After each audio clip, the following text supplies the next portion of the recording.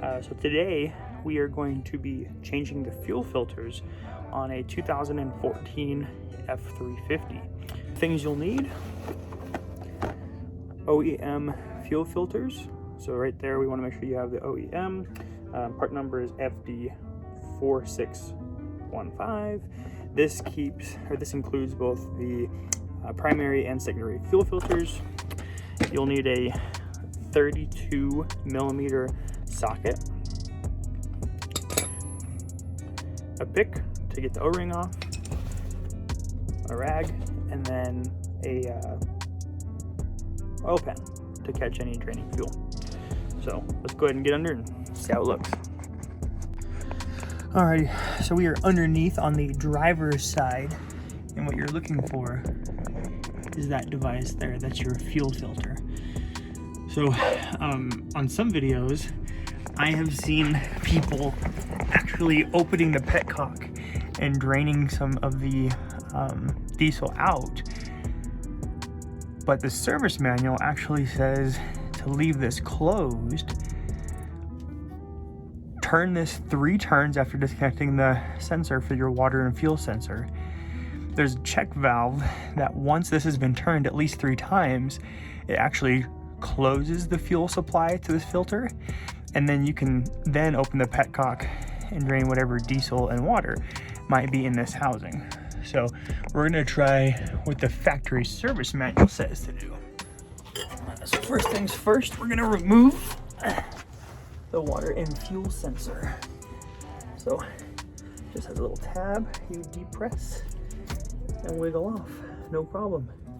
And then we're gonna tuck this up here so that way it doesn't get dirty.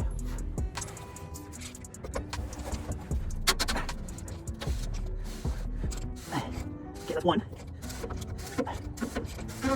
That's 2. That's 3.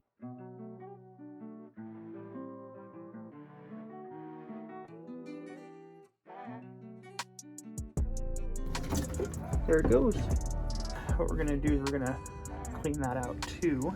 So I'm gonna set this down to the side. So we're gonna go ahead and just use this pick, get under and pull. And this is the O-ring. I guess I'm just gonna clean all this out. Yep. So we got the new O-ring here. It does have some factory lubricant on it. It's probably just to keep that O-ring supple, so that way it doesn't dry out while it's sitting there. But like I said, I'm gonna make sure that I don't touch the ground and get like little rocks on there. So I'm just gonna go ahead and just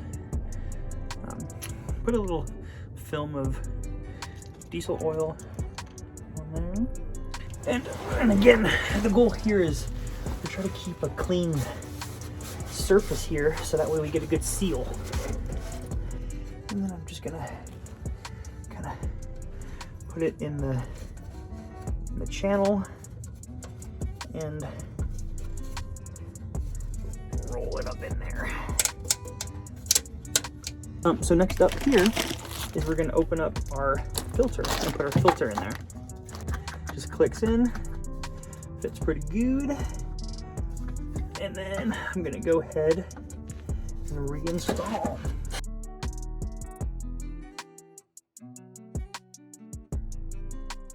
So one thing that I've learned is that you want to take this to a mechanical stop. So, you know, right there it's pretty firm. Don't break it, but take it until it stops. It stopped right there. So obviously I'm not going to crank on it because I don't want to break it, but it stopped, and it's you can feel that stop there. So that's good there.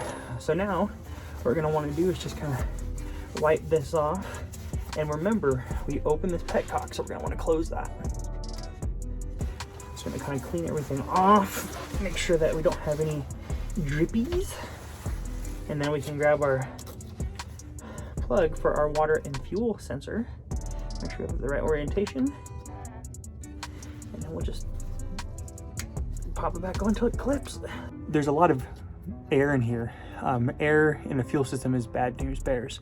So what we're going to want to do we're actually gonna purge this now. We're not gonna ignition on. We're gonna key on.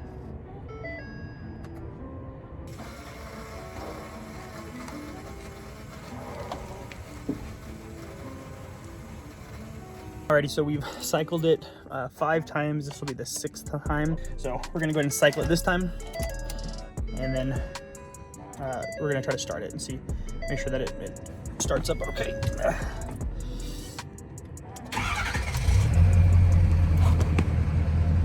Oh yeah. So what you'll need for this part of the operation, really just some rags. You don't necessarily need any tools. So let's go ahead and get in. So now that we're up top on your engine bay, we're gonna go ahead and get to your fuel filter. So it's on the, really kind of in the middle, but if you're coming from the driver's side, here's your coolant reservoir, here's your oil fill cap, and here is your fuel filter. So what we're gonna wanna do, we're actually removing both of these lines here. They're just quick disconnects, so that should make it easy. But we're gonna wanna make sure that we definitely have some rags or some paper towels. So these, just 2 little tabs that we would squeeze and push up.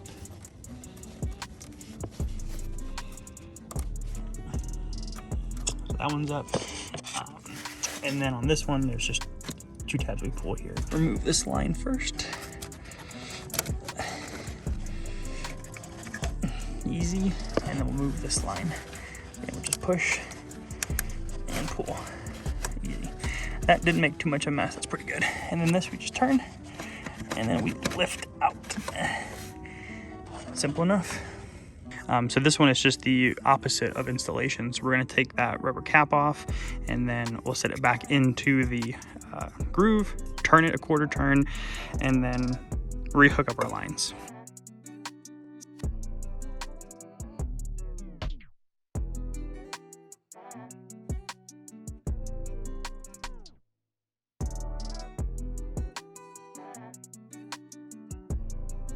I'm gonna just take my rag and just clean everything up best that I can.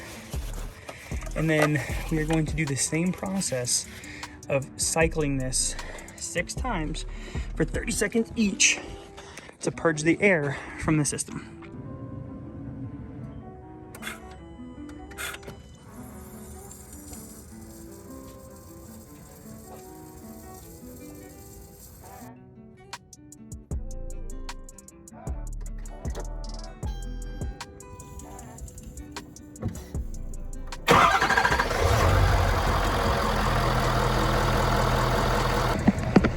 All right, that was successful. So the very last thing that's important to do is we're gonna need to get in and reset your filter minder. So what we're gonna wanna do is we're gonna go ahead and back out, and we're gonna go to settings, vehicle. That's probably not it actually. Maintenance, fuel filter, and then we're gonna hold okay because it's been changed. Fuel filter set to new. So I think what I'm gonna start doing is anytime I do anything on this truck, I'm gonna go ahead and record it, just to kind of help other new diesel owners out there. I've loved this truck, it's been a great truck so far. So hopefully again, this is helpful for you and your situation goes as smooth as mine does. Hey, good luck, bye.